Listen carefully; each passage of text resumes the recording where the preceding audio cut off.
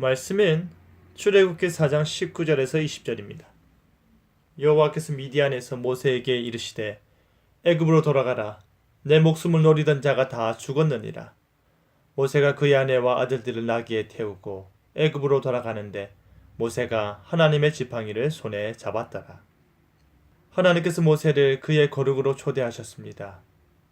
내가 선 곳은 거룩한 땅이니 내 발에서 신을 벗으라. 모세를 부르심은 아브람과 이삭과 야곱의 언약을 성취하기 위한 구원 사역의 시작이었습니다.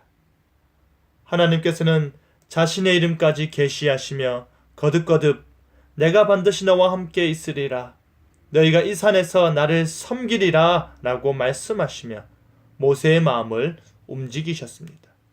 오늘 이 시간은 하나님의 지팡이라는 제목으로 말씀이 주는 교훈을 함께 나누겠습니다. 첫째로 하나님께서 적극적으로 명령하신다입니다. 하나님께서는 나는 입이 뻣뻣하고 혀가 둔한 아이다.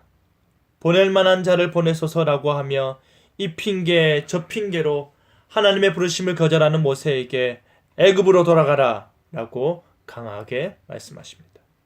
이것은 하나님께서 모세의 결심이 흔들리지 않도록 그에게 다가오는 불안과 두려움에 또 다른 핑계를 찾아 그 핑계들 뒤에 숨지 않게 하시려고 그를 강하게 붙드시는 것입니다. 그래서 하시는 말씀이 19절에 내 목숨을 노리던 자가 다 죽었느니라 라고 하십니다.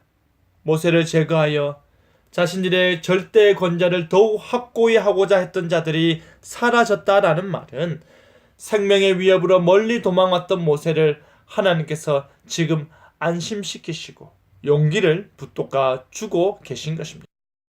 사랑하는 성도 여러분, 우리는 하나님 앞에서 참으로 미천한 존재입니다.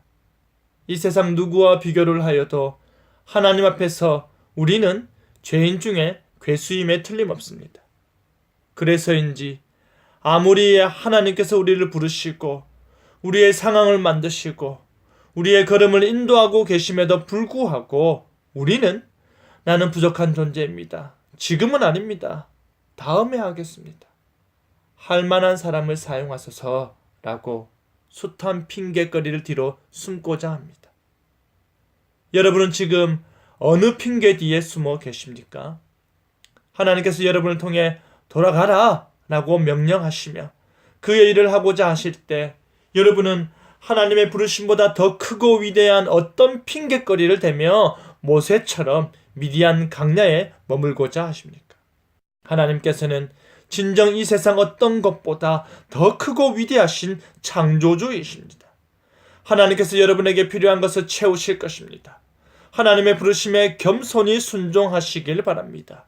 부르신 분도 하나님이시고 책임지실 분도 하나님이시고 능력 주시는 분도 하나님이십니다. 그 거룩하신 하나님 앞에서 참 겸손인으로서 순종의 삶을 살아내는 저와 여러분 되기를 간절히 바랍니다. 둘째로 모세가 하나님의 지팡이를 잡았다입니다. 20절을 보시면 모세는 하나님의 말씀에 담대히 순종하고자 그의 가족들과 함께 애굽으로 떠납니다. 자신만 떠나는 것이 아니라 가족과 함께 떠난다라는 것은 하나님의 말씀에 그가 얼마나 담대히 순종하고자 하는지 그의 신앙적 의지가 그대로 반영된 것입니다.